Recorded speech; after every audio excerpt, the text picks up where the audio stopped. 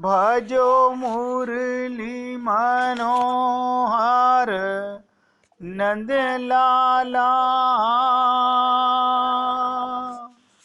भजो मुरली मनोहर नंद लाला। भजो गिरिधर गोविंद गोपाला। भजो गिरिधर गोविंद गोपाला। भजो मुरली मनोहर नंद लाला। भजो मुरली मनोहर नंद लाला। भजो गिरिधर गोविंद गोपाला। भजो गिरिधर गोविंद गोपाला।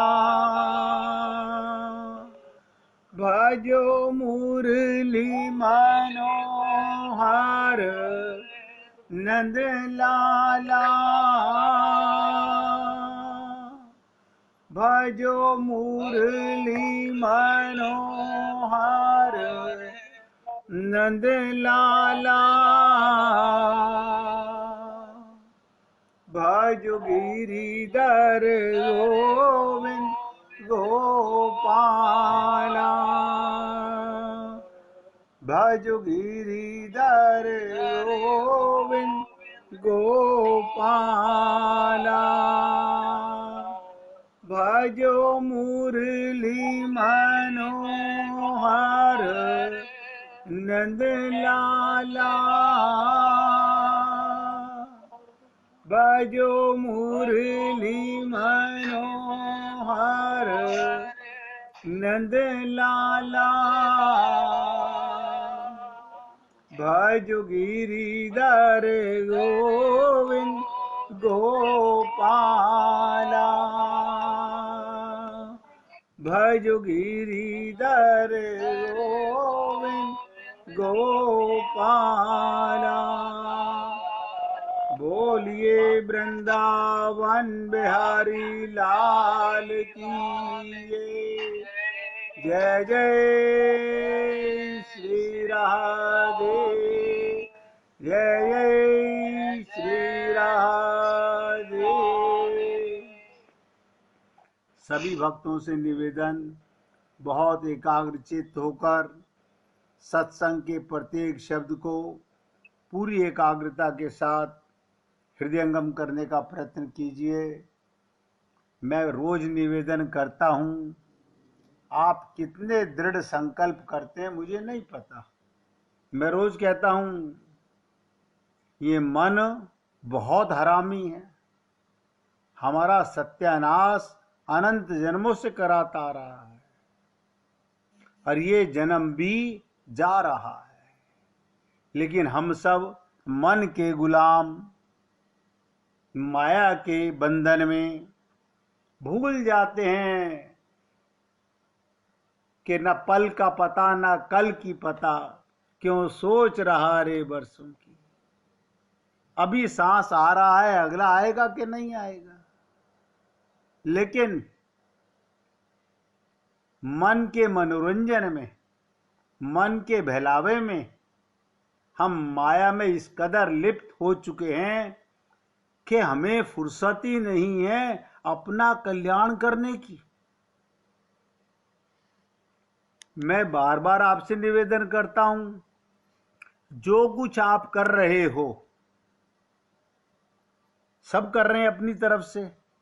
पूजा भी कर रहे हैं, भक्ति भी कर रहे हैं, पाठ भी कर रहे हैं, भजन कीर्तन भी कर रहे हैं। लेकिन हे पुण्य आत्माओं, बिना आत्मज्ञान के कुछ नहीं होने वाला। नतीजा ठन ठन गोपाल मिलने वाला है। इतना इंपॉर्टेंट चैप्टर मैं आपको बोलना नहीं चाहता, किसी को पर्टिकुलर बताना नहीं चाहता, लेकिन मुझे अंदर से महसूस होता है कि कौन सा भक्त इस समय क्या कर रहा है, उसका ध्यान कहां पर है। ये सब मन की चंचलता है। मन को एकाग्र करना इतना आसान नहीं है। इसलिए आपसे निवेदन करता हूं बार बार कि बहुत होश में आकर के शरीर के रोगों के लिए हम बहुत कटिबद्ध हैं कि शरीर को मरने नहीं देंगे, ये बचेगा नहीं, हम इसका इलाज करा के रहेंगे। मन के रोगों का पहली बात तो पता नहीं होता, वो पता लग भी जाए उससे हमारी कोई बदनामी नहीं हो रही। आपको पता नहीं कितना बड़ा नुकसान होने वाला है, कितना बड़ा नुकसान। ये शरीर छिनने वाला है और 84 लाख योनियों में हम भटकने वाले हैं। मैं डरा नहीं रहा, मैं किसी की आस्था पर चोट नहीं कर रहा, मैं तो केवल आपको जगाने का प्रयत्न कर रहा हूं। हम कितने व्यस्त हैं। हमने कल वीना जी को एक मैसेज डाला क्योंकि मुझे कुछ ऐसा डाउट था कि शायद इनको ये सत्संग समझ नहीं आ रहा होगा। मैंने लिखा कि अगर समझ नहीं आए तो फोन करके पूछ लीजिएगा। अब आज उनका मैसेज आता है कि कल रात के 11 बजे तक हम व्यस्त थे, आज सुबह से इस समय तक हमें फुर्सत नहीं मिली। कारण क्या था? हम शरीर के और मन के कामों में इस कदर व्यस्त हैं, आत्मा के कल्याण के लिए 5 मिनट नहीं है। एक घड़ी आधी घड़ी, आधी में पुनियाद, तुलसी संगत साधु की, हरे कोटि अपराध। देखो कितनी विचित्र चीज है। तुलसी संगत साधु की, हरे कोटि अपराध। किसी गांव में एक चोर रहता था। एक बार उसे कई दिनों तक चोरी करने का अवसर नहीं मिला, जिससे उसके घर में खाने के लाले पड़ गए। अब मरता क्या ना करता, वो रात्रि के लगभग 12 बजे गांव के बाहर बनी एक साधु की कुटिया में घुस गया। वो जानता था साधु बड़े त्यागी हैं, अपने पास कुछ नहीं रखते, फिर भी सोचा खाने पीने को ही कुछ मिल जाएगा तो 1-2 दिन का गुजारा चल जाएगा। जब चोर कुटिया में प्रवेश कर रहे थे, संयोगवश उसी समय साधु बाबा ध्यान से उठकर, ध्यान दीजिएगा, वो ध्यान में बैठे हुए थे, लघु शंका के निमित्त बाहर निकले। चोर ने उनका सामना हो गया चोर से। साधु उसे देखकर पहचान गए क्योंकि पहले कई बार देखा था, पर साधु ये नहीं जानते थे कि वो चोर है। जैसे आप और हम सब चोर हैं मन के, लेकिन हम अपने को चोर मानते नहीं हैं। उन्हें आश्चर्य हुआ कि आधी रात को यहां क्यों आया महात्मा जी को। साधु ने बड़े प्रेम से पूछा, कहो बालक, आधी रात को कैसे कष्ट किया, कुछ काम है क्या? चोर बोला, महाराज मैं दिन भर का भूखा। साधु, ठीक है आओ बैठो, मैंने शाम को धुनी में कुछ शकरगंदी डाले थे, वो भुन गए होंगे, निकाल देता हूं, तुम्हारा पेट भर जाएगा। शाम को आ गए होते, जो था हम मिलकर खा लेते। पेट का क्या है बेटा, अगर मन में संतोष हो, ध्यान दो, मन में संतोष हो तो जितना मिले उसमें मनुष्य खुश रहता है। यथा लाभ संतोष यही तो है। साधु ने दीपक जलाया, चोर को बैठने के लिए आसन दिया, पानी दिया, एक पत्ते पर भुनी हुई शकरकंदी रख दी, फिर पास में बैठकर उसे इस तरह खिलाया जैसे कोई मां अपने बच्चे को खिलाती है। साधु के व्यवहार से चोर निहाल हो गया। सोचने लगा, एक मैं हूं और एक ये बाबा है। मैं चोरी करने आया और ये इतने प्यार से खिला रहे हैं। आदमी आदमी में अंतर, कोई हीरा कोई कंकर। मैं तो इनके सामने कंकर के समान हूं। क्या बोला? मैं तो इनके सामने कंकर के समान हूं। मनुष्य में बुरी, कहते ना, भली वृत्तियां भी रहती हैं। सब में बुराई भी है तो कुछ अच्छाई भी होती हैं, जो समय पाकर जाग उठती हैं। जैसे हमारे अंदर सब में अमृत पुत्र हैं, परमात्मा की संतान है, लेकिन अभी आत्मा जागी नहीं है। सब ऐसे ही, जैसे कपड़े झाड़ देते हैं, स्त्रियां बाल झाड़ देती हैं, सत्संग सुन के झाड़ देते हैं। कोई बैठ के खोपड़ी नहीं ठोकता कि क्या होने जा रहा है। तो बुराई के साथ अच्छाई भी रहती हैं, और कब वो उड़ जाती हैं किसी की संगति से। जैसे उचित खान पान से बीज पनप जाता है, वैसे ही संत का संग पाकर मनुष्य की सद्वृत्तियां लहला उठती हैं। देखिएगा, आपके अंदर भगवान ने प्रेम का बीज रख के बैठा था। सबके, ऐसा कोई व्यक्ति नहीं है जिसमें भगवान के प्रेम का बीज ना हो।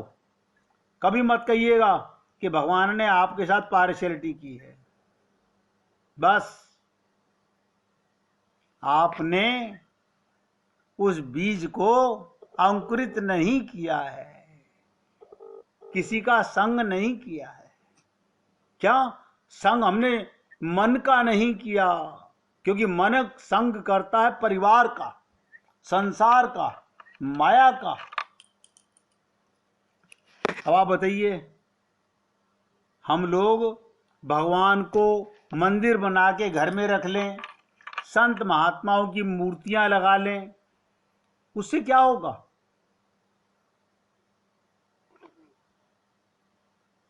ऐसे तो ये तो आपने बाहर रखी, अंदर तो परमात्मा बैठा हुआ है। संत का संग पाकर मनुष्य की सद्वृत्तियां, अच्छी वृत्तियां, अच्छे विचार लहला उठते हैं, अंकुर फूट जाता है। चोर के मन के सारे कुसंस्कार हवा हो गए। उसे संत के दर्शन, सानिध्य और अमृत वर्षा दृष्टि का लाभ मिला, और उन ब्रह्मनिष्ठ साधु पुरुष के आधे घंटे के समागम में, ध्यान दीजिएगा, आधे घंटे के संग रहने मात्र से चोर के कितने ही मलिन संस्कार नष्ट हो गए। साधु के सामने अपना अपराध कबूल करने को उसका मन उतावला हो गया। आपका और हमारा मन कभी नहीं होगा। याद रखना, हम अंदर से कितने बड़े पापी हैं, कभी सोच नहीं सकते। फिर उसे लगा साधु बाबा को पता चलेगा कि मैं चोरी की नियत से आया हूं, तो उनकी नजर में मेरी क्या इज्जत रह जाएगी। क्या सोचेंगे बाबा कि कैसा पतित प्राणी है जो मुझ संत के यहां चोरी करने आया। लेकिन फिर सोचा, साधु मन में चाहे जो समझें, मैं तो उनके सामने अपना अपराध स्वीकार करके प्रायश्चित करूंगा। हम लोग डॉक्टर के सामने ऐसे नंगे हो जाते हैं, कोई लया शर्म नहीं। देखो कितनी विचित्र चीज है, वहां पर क्या क्या बताने को आपदा हो जाते हैं। जो उसमें रोग नहीं वो भी बता दिए जाते हैं। चोर के मन में आया, साधु मन से चाहे जो समझें, मैं तो इनके सामने अपना अपराध स्वीकार करके प्रायश्चित करूंगा। इतने दयालु महापुरुष, ये मेरा अपराध अवश्य क्षमा करेंगे। संत के सामने प्रायश्चित करने से सारे पाप जलकर राख हो जाते हैं। ये बातें सोच रहा है, भोजन करता जा रहा है। भोजन पूरा होने के बाद साधु ने कहा, बेटा अब इतनी रात में तुम कहां जाओगे? मेरे पास एक चटाई, इसे ले लो और आराम से यहां सो जाओ, सुबह चले जाना। नेकी की मार से चोर दबा जा रहा था। वो साधु के पैरों पर गिर पड़ा और फूट फूट कर रोने लगा। साधु समझ ना सके क्या है। साधु ने से प्रेम पूर्वक उठाया, प्रेम से सिर पर हाथ फेरते हुए पूछा, बेटा क्या हुआ? पूछा, बेटा क्या हुआ? रोते रोते चोर का गला रुंध गया। उसने बड़ी कठिनाई से अपने को संभाला और क्या बोला? चोर, महाराज मैं बड़ा अपराधी हूं। साधु बोला, बेटा भगवान तो सबके अपराध क्षमा करने वाले हैं। उनकी शरण में जाने से वो बड़े से बड़े अपराध क्षमा कर देते हैं। तू उन्हीं की शरण में जा। चोर बोला, महाराज मेरे जैसे पापी का उद्धार नहीं हो सकता। साधु बोले, अरे पागल, भगवान ने कहा यदि कोई दुराचारी भी अनन्य भाव से मेरा भक्त होकर मुझको भजता है। क्या कहा? अनन्य भाव से। अब आप सोच के देखिएगा, कभी झांक के देखिएगा, हमारी अनन्यता 1% भी है क्या? सोचिएगा, कभी समय मिल जाए, आपको फुर्सत मिलेगी नहीं, ये भी मैं आपको बता रहा हूं। कभी सोचिएगा, क्या मैं भगवान का अनन्य हूं? तो भगवान कहते हैं, यदि कोई पापी से पापी भी अनन्य भाव से मेरा भक्त होकर मुझको भजता है तो वह साधु मानने योग्य है। बोला, नहीं महाराज, मैंने बड़ी चोरियां की, आज भी मैं भूख से व्याकुल होकर आपके यहां भी चोरी करने आया था, ये लेकिन आपके सद्व्यवहार ने मेरा जीवन पलट दिया। आज मैं आपके सामने कसम खाता हूं। आप बताइए, एक कसम तो भगवान के सामने खाकर आए थे, वो तो पूरी अब तक की नहीं हमने किसी संत महात्मा के सामने भी निर्मल होके कसम नहीं खाई।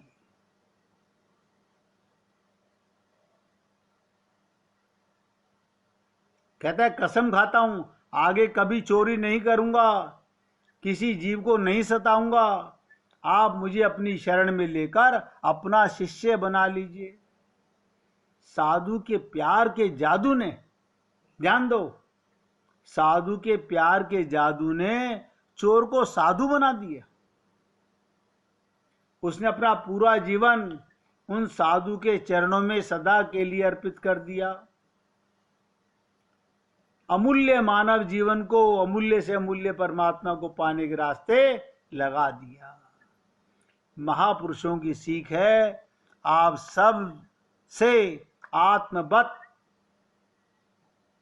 व्यवहार करें, सबसे, क्योंकि सुखी जीवन के लिए विशुद्ध निस्वार्थ प्रेम ही असली खुराक है। अब यहां तो सब मैं देखता हूं संसार में, रिश्तेदारों में, इधर उधर सब स्वार्थ, अंदर कुछ बाहर कुछ। घंटों पास करते हैं बैठे बैठे पास में। अंदर स्वार्थ भरा हुआ है। संसार इसी की भूख से मर रहा है। प्रेम का वितरण करो, अपने हृदय के आत्मिक प्रेम को हृदय में ही मत छिपा रखो। जो भगवान ने प्रेम का बीज आपके हृदय में रख के भेजा है, उदारता के साथ उसे फूटने दो। जगत का बहुत सा दुख दूर हो जाएगा। बताइए, एक छोटी सी चीज की इतनी बड़ी घटना कि एक घड़ी आधी घड़ी, आधी में पुनियाद, तुलसी संगत साधु की, हरे कोटि अपराध। यानी एक दिन की संगति से चोर ने चोरी करना छोड़ दिया। लेकिन आप और हम लोग, मैं ऐसा नहीं कहना चाहता हूं, हम कितने बड़े चोर हैं। पहली चोरी तो ये की, भगवान से वादा करके आए कि बाहर जाकर के मैं केवल आपके लिए ही प्रत्येक जीव की सेवा करूंगा। हम स्वार्थ में सेवा करने लगे। दूसरा, हे प्रभु, अब मैं माया में नहीं फंसूंगा। हम इस कदर फंस गए, अब निकलना कठिन लग रहा है। हमारी स्थिति आपको बता देता हूं, हम सबकी स्थिति क्या है। एक दादा की गोदी में एक बच्चा, चाहे लड़का हो या लड़की, बैठी हुई है। सब हमारी स्थिति यही है, हम सब की। ध्यान दीजिएगा, दादा की गोदी में लो, दादी की गोदी में लो। ये मत कहना मेरे दादाजी तो मर चुके थे, फिर दादाजी की गोदी में कैसे बैठूं। तो दादी होंगी, दादी नहीं, नाना होंगे, नानी होगी, मम्मी पापा होंगे। क्योंकि हमारा खोपड़ी बड़ी जल्दी इन बातों पे जाता है। और हम उनकी गोदी में बैठ के, ध्यान दीजिएगा, हमारे सामने दादा दादी ने, नाना नानी ने खूब सारे खिलौने रख दिए, और हम बैठे हैं नाना नानी दादा दादी की गोदी में और खिलौने से खेल रहे हैं। अब बहुत खुश हैं। दादा भी खुश कि चलो। अब सोचिएगा, आप और हम सब लोग परमात्मा की गोदी में हैं। कई बार आपसे कहा गया, और हम माया के खिलौनों में आप पागल हो गए। तेरे की क्या पूछो, ये जीवन और ये संबंध और ये रिश्तेदार, ये माया का प्रपंच मैं साथ लेकर जाऊंगा। कमाल है। हम ऐसे बहरे भट्ट हो गए, सुनते हैं असर नहीं पड़ता, सुनते हैं असर नहीं पड़ता। कारण क्या है? बस एक ही कारण है, मन के गुलाम है। सब मन के गुलाम है।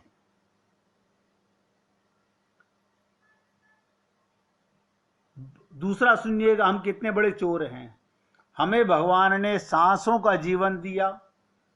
ये धन जो आपने कमाया, ये तो आपके प्रारब्ध की कमाई है। सांस दिए अपने लिए खर्च करने के लिए, हम भगवान का दिया हुआ सांस बर्बाद कर रहे हैं। कभी किसी ने सोचा आज मेरे कितने घंटे बर्बाद हो गए, मेरा कितना जीवन बर्बाद हो गया? नहीं सोचते हम। इसलिए मैं तो आप लोगों को बार बार निवेदन करता हूं, जागो, अभी होश में नहीं हो।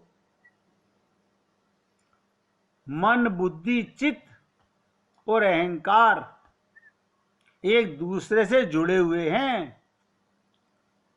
इसमें उत्पन्न होने वाले रोग बहुत जटिल हैं। आपको शरीर के रोगों का तो पता चल जाता है। शरीर और मन के रोगों में जो सबसे बड़ा अंतर है, ध्यान दो। और मैं आपको एक निवेदन कर रहा हूं, आज जो मैं बोल रहा हूं, कल मैं पूछूंगा कि कल क्या बताया था आपको। अब हमें कल का तो खाना भी याद नहीं है। ये भी याद नहीं हमने कल क्या पहना था। हमें ये कैसे याद रहेगा? अगर ये याद ही नहीं रहेगा तो फिर फर्क कहां पड़ेगा? सबसे बड़ा अंतर वो ये है, शरीर में प्राय एक साथ कई रोग नहीं होते। ध्यान दीजिएगा, शरीर में एक साथ कई रोग नहीं होते, कोई एक या दो रोग ही एक साथ प्रकट होते हैं। पर मन के रोगों की समस्या ये, सब नोट करो, सारे रोग मनुष्य के अंतःकरण को जीवन भर आवृत किए रहते हैं, सारा जीवन। और संत महात्मा कहते हैं बस अपना अंतःकरण शुद्ध करके आ जाओ, बर्तन शुद्ध करके आ जाओ। बताओ, अगर हमारे अपने हाथ में होता, और औषधि भी बताते हैं, अभी आगे भी आप सुनोगे बहुत कि औषधि भी बताएंगे, लेकिन वो औषधि कौन करे? शरीर के लिए औषधि। हम ध्यान दीजिएगा, शादी में जाएंगे तो पुड़िया बांध के ले जाएंगे, वहां भी हमें खानी है। किसी पार्टी में जाएंगे, कहीं 4 दिन के लिए बाहर जाएंगे, दवा साथ लेकर जाएंगे। मतलब शरीर, मरने वाले शरीर की इतनी चिंता, अंदर के रोगों को किसी को पता नहीं। अब पता भी हो, संत महात्मा बता भी दें, हम उसकी तरफ से इतने दृढ़ संकल्प नहीं करते कि पहले मुझे मन के रोगों को मिटाने के लिए औषधि लेनी है, अंतःकरण शुद्ध करना है। और हम सबका जीवन भर यही पाप रहा, और इसी कारण बार बार मरते हैं, बार बार जन्म लेते हैं। हो सकता है एक समय किसी एक रोग की प्रबलता प्रत्यक्ष रूप से दिखाई दे, अन्य रोग कम दिखाई दे। उदाहरण के लिए, जब एक व्यक्ति क्रोध करता है, ध्यान दो, गुस्सा आता है, बहुत से लोग कहते हैं पता नहीं मुझे गुस्सा क्यों आता है, क्रोध क्यों आता है, बता तो रहा हूं। तब हो सकता है वहां काम अथवा लोभ सक्रिय दिखाई दे, पर इसका अर्थ ये नहीं जिससे जीवन में क्रोध है उसमें काम अथवा लोभ नहीं होता। इसी प्रकार अन्य विकारों के साथ भी ये बात जुड़ी है। जैसे ही तुम्हारे अंदर कोई क्रोध आया, अहंकार आया, तुम्हें गुस्सा आया, मालूम पड़ गया कि तुम्हारा मन कितना दूषित है, अंतःकरण कितना गंदा है। इसलिए मैं आपको कहता हूं, क्योंकि ये बातें सुनने में इतनी अच्छी नहीं लगती, और हम सब हैं रोगी। हम सब में कोई भी, मैंने कल भी कहा, परसों भी कहा, परसेंटेज का फर्क तो हो सकता है, कोई 90% रोगी, कोई 10% रोगी, रोगी सब हैं। अगर इस सूत्र के रूप में कहें तो ये जितने भी मन के रोग हैं, ध्यान दो, और मैं बार बार बोलता हूं कि भैया नहीं समझ में आए तो सबके बीच में पूछो, सबसे ज्यादा अच्छा। अगर सबके सामने पूछने में शर्म आती है, अकेले में फोन करके पूछ लो। लेकिन कहते हैं अब इस रोग से कोई तकलीफ तो हो नहीं रही है, ममता बराबर चल रही है, परिवार बराबर चल रहा है, कोई हमारी बुराई तो कर नहीं रहा, भगवान नहीं मिलेंगे, नहीं मिलेंगे। किसी को ये वेदना ही नहीं है कि मेरा जीवन बर्बाद हो जाएगा, मैं कहां फंसा हुआ हूं, किस चक्कर में फंसा हुआ हूं। कभी हम अपने रोगों की तरफ ध्यान नहीं देते हैं। तो इस सूत्र के रूप में कहें तो कितने भी मन के रोग, उनके मूल में मोह है, नोट करो। सबसे बड़ा रोग मोह का है।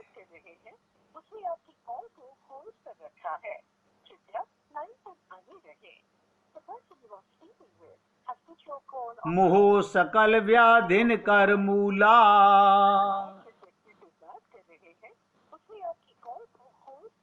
बस समझ लीजिएगा, यहीं से आप में पाप शुरू हो चुके हैं।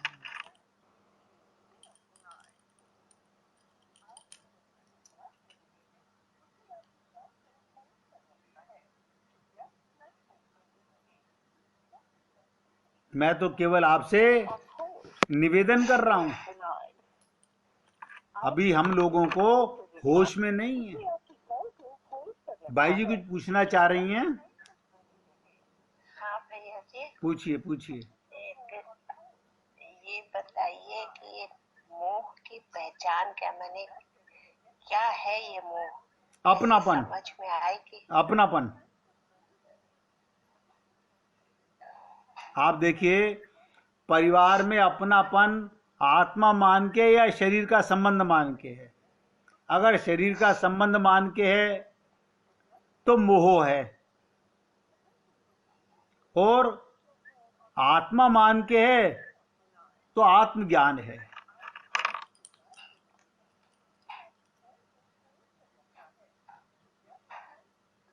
समझ में आया भाई जी?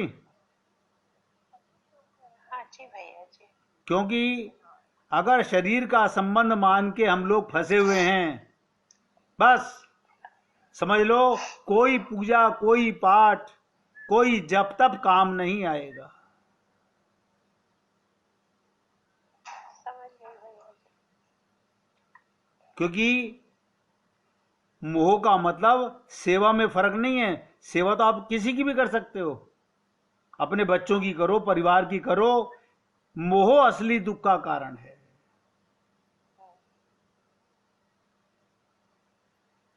मोह के कारण भैया जी, अनंत जन्म गुजर गए। अभी आप सुनोगे आगे आगे, इतनी एग्जाम्पल दूंगा, तब आपको महसूस होगा। आपने तो हिम्मत करके पूछा भाई जी, बहुत खुशी की बात है। मोह सकल व्याधिन कर मूला। इस मोह से ही रोगों की शुरुआत होती है। जैसे शरीर के संदर्भ में वात पित्त कफ होते हैं, उसी तरह मन के संदर्भ में काम क्रोध और लोभ होते हैं। मन के रोग हैं काम क्रोध लोभ। मोह दोनों संदर्भों में समान रूप से जुड़ा हुआ है। तुलसीदास जी ने इन चारों को ही अधिक महत्व देते हैं। और अगर हम देखें तो ध्यान दीजिएगा, पाएंगे हमारे अंतःकरण के चारों भाग, चारों कोने एक एक के अधिष्ठान है। जैसे काम का अधिष्ठान मन, इसलिए काम का एक नाम मनोज है। हम मन के मनोरंजन में ये काम का कारण है। लोभ के केंद्र है बुद्धि। लोभ कहाँ आता है? मन को कोई लोभ नहीं है, बुद्धि में लोभ है। क्रोध का अहंकार और मोह का अधिष्ठान है चित्त। क्रोध कहाँ रहता है? अहंकार कहाँ रहता है? चित्त के अंदर। इस तरह इन एक एक व्याधियों का हमारे अंतःकरण के एक एक भाग से संबंध है। क्रोध का अहंकार से घनिष्ठ संबंध है। क्रोध जब भी आएगा कहीं ना कहीं से अहंकार से अवश्य जुड़ा होगा। यानी अंतःकरण गंदा है। कितनी लाखों पूजा पाठ कर लो, जब तक ये अहंकार क्यों है? एक अज्ञानता से, मैं शरीर हूं, बस मेरा इनका शरीर का संबंध है। अहंकार आएगा, क्रोध आएगा, आत्मज्ञान हो जाए, प्रकाश हो जाए, ये काम क्रोध लोभ मोह मां सब खत्म। काम क्रोध और लोभ खत्म, अंदर प्रकाश नहीं है। और जबकि हम स्वयं चेतन हैं, प्रकाश स्वरूप हैं, परमात्मा के अंश हैं। क्रोध जब भी आएगा कहीं ना कहीं से अहंकार से अवश्य जुड़ा होगा।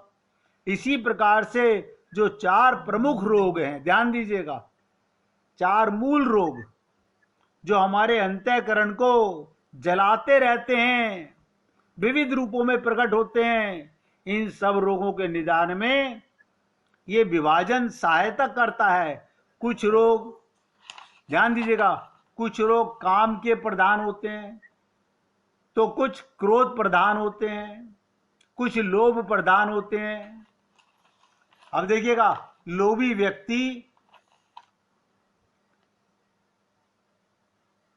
उसी दिन मालूम पड़ा कि हमारे महाराज जी आ रहे हैं या भगवान आज कह रहे हैं आज मैं सब पे कृपा करूंगा, उसी दिन किसी से लाखों रुपए लेने हैं, वो कहेगा भैया भगवान जी तो फिर कृपा कर देंगे, महाराज जी तो कहीं भागे जा रहे हैं फिर मिल जाएंगे। लोभ ऐसी चीज है, जैसे आसक्ति काम प्रधान रोग है और इसका केंद्र है मन। हिंसा क्रोध प्रधान रोग है और इसका केंद्र है अहंकार। स्वार्थ परक वृत्तियां लोभ से जुड़ी होती हैं। जहां की बुद्धि की प्रधानता है, इस तरह अनगिनत व्याधियों से हमारा अंतःकरण, आपको अंदर का अंतःकरण, काश कोई परमात्मा ऐसा एक्सरा बना दे कि आपके अंदर के रोग आपको नजर आ जाएं। बस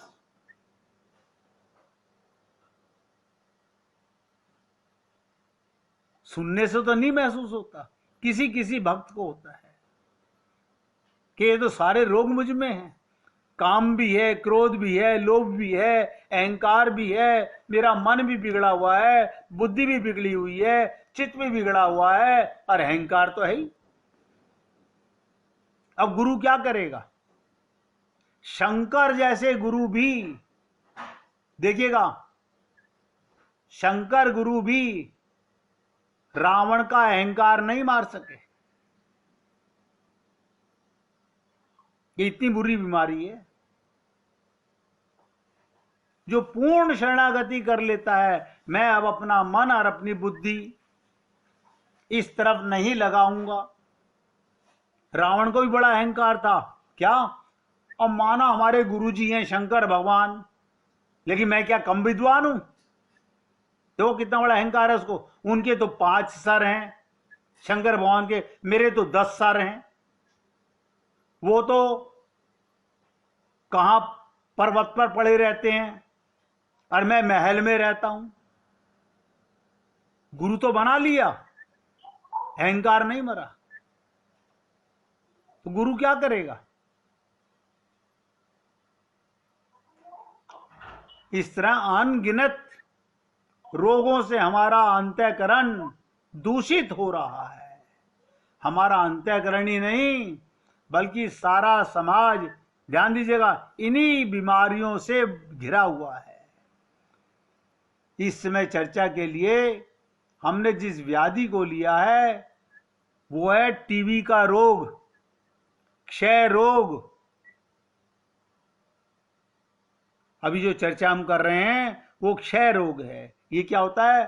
पर सुख देखी जरत सोई छई, दूसरे का दुख देख करके, दूसरे का सुख देख करके हमें जो जलन होती है। काकभूषुंडी जी, गरुड़ जी ये कहते हैं, जब दूसरे के सुख को देखकर मन में जलन उत्पन्न हो तो समझ लेना मन के अंदर टीबी का रोग हो गया है। शरीर के तो बहुत टेस्टिंग होती है, मन में टीबी का रोग जो है वो कोई नहीं समझता। और उसके बाद अगर हमारे मन में दुष्टता और कुटिलता भी आ जाए, ध्यान दो, दुष्टता भी आ जाए, कुटिलता भी आ जाए, कल भी बताया था, तो समझ लेना चाहिए क्षय रोग के साथ मन को कोढ़ हो गया है। जब इस क्रम को हम और थोड़ा ध्यान देंगे तो लोभ का सीधा संबंध बुद्धि से, और ये निश्चित है कि जिन विकारों का संबंध बुद्धि से होगा वो बड़ी गंभीर समस्या उत्पन्न करेगा। इसे यूं समझ लीजिए, अगर किसी के शरीर में रोग हो जाए और वो रोग को जानकर, अपने को रोगी मानकर चिकित्सक के पास जाए, दवा ले, स्वस्थ होने की चेष्टा करे, तब तो कोई समस्या नहीं। पर यदि कोई रोगी होने पर भी रोग का अनुभव ना करे, जैसे आप और हम सब मन के रोगी, पर्दा डाले हुए, क्या बात है, सूट पहन लिया, टाई लगा ली, अंदर किसी को क्या नजर आ रहा है? साड़ी पहन ली, हार पहन लिया, शॉल ओढ़ ली, स्वेटर पहन लिया, किसी को क्या नजर आ रहा है? हमारे मन में क्या रोग है? यही पर्दा डालते डालते अनंत जन्म गुजर गया। यदि कोई रोगी होने पर भी रोग का अनुभव ना करे, अपने को रोगी ना माने, और मन के संदर्भ में यही सत्य है। मन में विकार आने पर, मन के रोगी होने पर, यदि हमारी बुद्धि स्वस्थ बनी रहे, बुद्धि में ठीक ठीक ये अनुभव होता रहे, हमारे मन में ये विकार है, ये रोग हो गया है, तब तो हम उस रोग को मिटाने की चेष्टा करेंगे। पर कहीं ऐसा हो कि मन के रोगों को बुद्धि का समर्थन प्राप्त हो जाए कि नहीं? नहीं, ध्यान दीजिएगा। राधे राधे भैया। तो ये हमारे जो मन के रोग हैं, और इसको बुद्धि का समर्थन प्राप्त हो जाए, बस समझ लीजिएगा, एक करेला और दूसरा नीम चढ़ा, बस फिर सत्यानाश हो गया। मन तो बिगड़ा हुआ था ही, अब बुद्धि ने भी उसका समर्थन कर दिया। ये रोग नहीं, कहने लगे ये रोग नहीं, ये तो स्वस्थता का लक्षण है। तो ऐसी स्थिति में स्वाभाविक रूप से जैसे शरीर के संदर्भ में लक्षण बताए जाते हैं, रोगी की बुराई की जाती है, उसी प्रकार मन के जितने विकार हैं उनके साथ भी यही बात जुड़ी है। सत्यानाश होके रहेगा। और मैं आपको इतना जोर क्यों दे रहा हूं? क्यों? क्योंकि ये रोग हम में सब में है। हम सबका मन, बुद्धि, चित्त, अहंकार बिगड़ा हुआ है। हमें मैं का ज्ञान नहीं है। हम बहुत बड़े अज्ञानता में जी रहे हैं।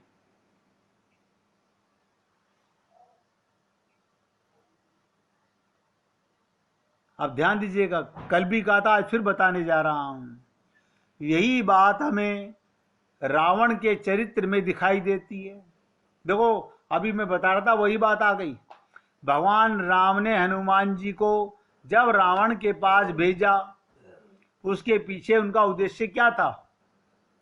कि लंका का सारा समाज रुग्ण है। जब राजा बीमार है, राजा क्रोधी है, लोभी है, पापी है, तो उसके पीछे उसका उद्देश्य क्या? लंका का सारा समाज बीमार, और उन सबके मूल में रावण। तुलसीदास जी रावण को मोह का प्रतीक मानते हैं।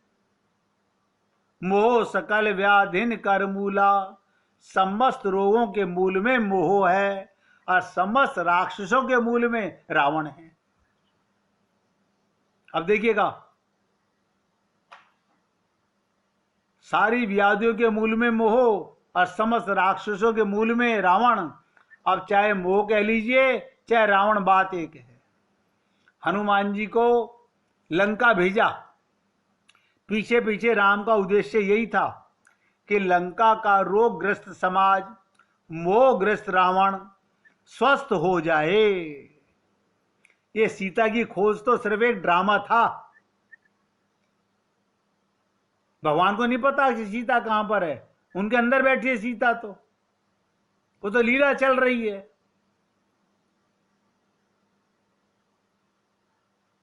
रावण सहित लंका का सारा समाज रोगग्रस्त। हनुमान जी हैं, ध्यान दीजिएगा, उच्चतम वैद्य। वे तो भगवान शंकर के अवतार हैं। किसी ने तुलसीदास जी से पूछा, हनुमान जी तो वैद्य बनकर गए थे, फिर उन्होंने लंका को जला क्यों दिया? ध्यान दीजिएगा, किसी ने पूछा, हनुमान जी तो वैद्य बन के गए थे, हाँ गए थे, फिर लंका जलाई क्यों?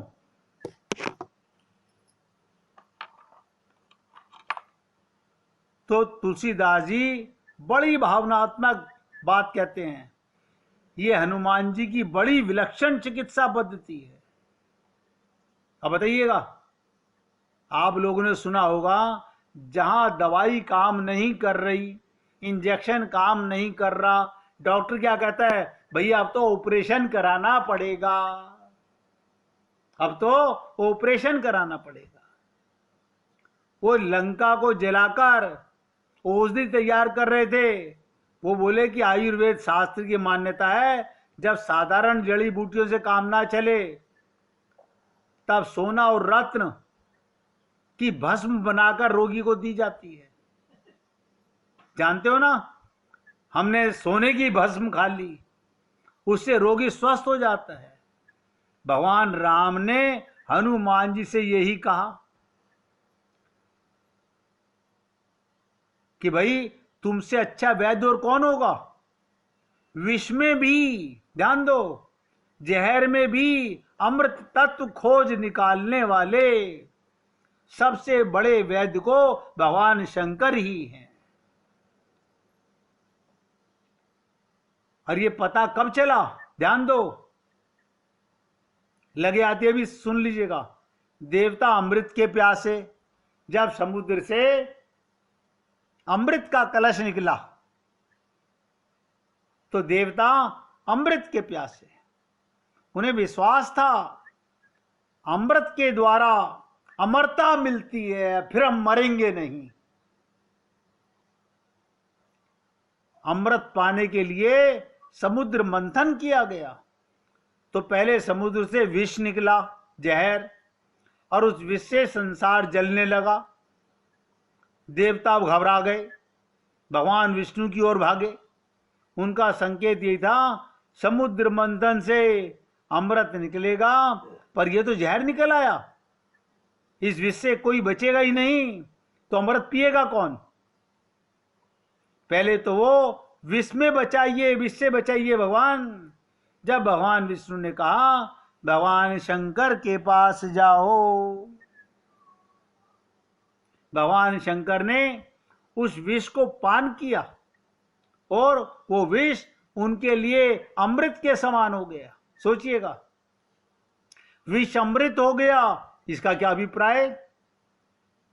यही वैद्य की कसौटी है, यही गुरु की कसौटी है, जो जहर को भी अमृत बना दे।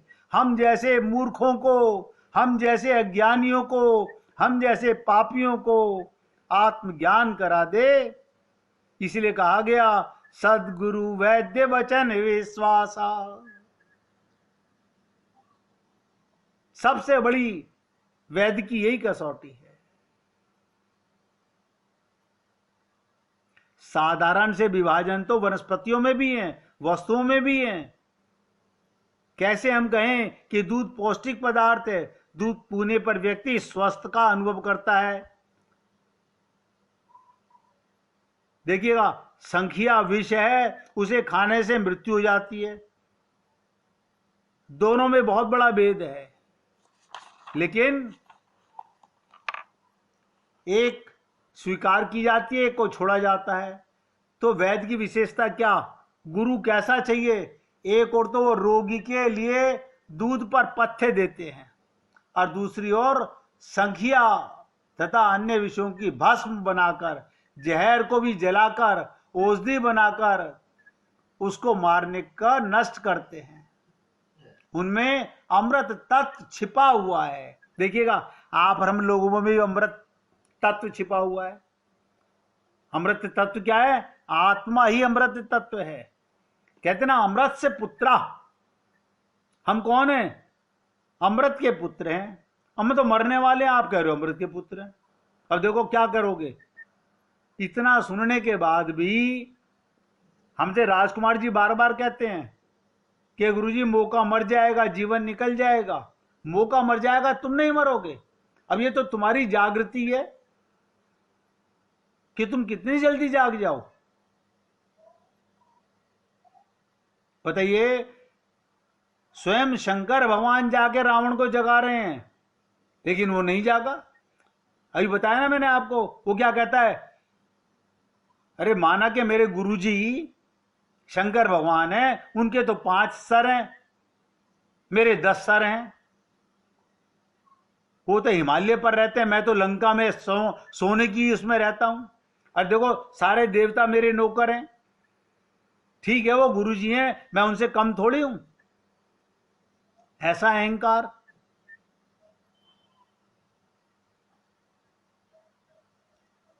तो कहने का तात्पर्य, ऐसा गुरु औषधि बनाकर उसकी मारकता को नष्ट कर उसमें जो अमृत तत्व छिपा हुआ है, देखिएगा, उसे प्रकट करते हैं। विष में भी अमृत है, विषामृत। फिर उसे रोगी को औषधि के रूप में देकर स्वर्ण भस्म को जलाकर उसमें अमृत तत्व निकालता है। बड़ा तात्विक संकेत है। इसका अभिप्राय ये, जीवन में हम जिसे अच्छाई कहते हैं आप और हम सब लोग, उसमें तो अच्छाई है ही, लेकिन जिसे हम बुराई समझते हैं उसमें भी अमृत तत्व छिपा हुआ है। दूध में प्रत्यक्ष है, लेकिन संखिया में, जहर में छिपा हुआ है। अब ये वैद्य की कुशलता है, उस विष को मारकर, तत्व को मिटाकर, हमारी बुराइयों को हटाकर, हमारा अंतःकरण शुद्ध करके अमृत तत्व को प्रकट कर दे। अभी भी किसी को कष्ट हो रहा हो तो हे पुण्य आत्माओं, मैं निवेदन कर रहा हूं, आप पूछिए।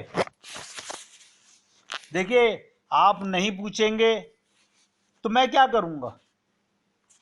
आज बहुत लंबा सत्संग हो गया, लगातार 1 मिनट पहले कीर्तन करेंगे।